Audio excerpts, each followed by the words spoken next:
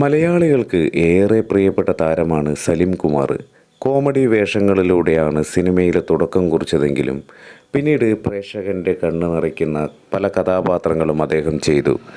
ആദാമിൻ്റെ മകൻ അബു എന്ന സിനിമയിൽ അദ്ദേഹം അവതരിപ്പിച്ച അബു എന്ന അത്തർ കച്ചവടക്കാരൻ്റെ വേഷത്തിന് ദേശീയ പുരസ്കാരവും തേടിയെത്തി എന്നുള്ളതാണ്.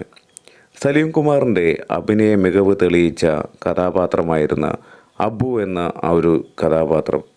അതിനുശേഷവും അദ്ദേഹം കോമഡി റോളുകൾ ചെയ്തിരുന്നു. അബു എന്ന റോള് പ്രേക്ഷകരിൽ കണ്ണീരണിയിക്കുമ്പോൾ മണവാളനും ഉമാകാന്തനും ഡാൻസ് മാസ്റ്റർ വിക്രവും ഒക്കെ തന്നെ പ്രേക്ഷകരെ വീണ്ടും വീണ്ടും ചിരിപ്പിച്ചുകൊണ്ടേയിരുന്നു.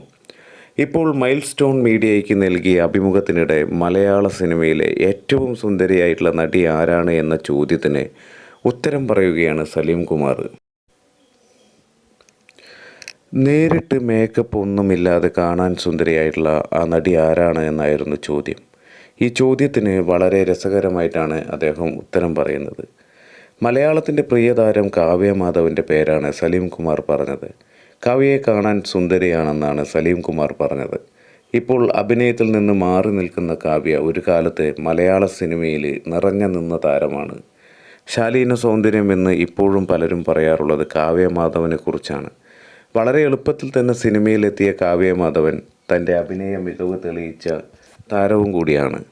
സൗന്ദര്യത്തിൽ മാത്രമല്ല അഭിനയത്തിലും മുന്നിലാണെന്ന് കാവ്യ താൻ ചെയ്ത കഥാപാത്രങ്ങളിലൂടെ തെളിയിച്ചിട്ടുണ്ട്. നിരവധി പുരസ്കാരങ്ങൾ കാവ്യയെ തേടിയെത്തിയിട്ടുമുണ്ട്. ബാലതാരമായിട്ടാണ് കാവ്യ സിനിമയിൽ തുടക്കം കുറിച്ചതെങ്കിലും പൂക്കാലം വരവായി എന്ന 1991 സിനിമ, അഴകിയ രാവണൻ എന്ന 1996 സിനിമ തുടങ്ങിയ ചിത്രങ്ങളിൽ ബാലതാരമായിട്ട് അഭിനയിച്ചിട്ടുമുണ്ട്.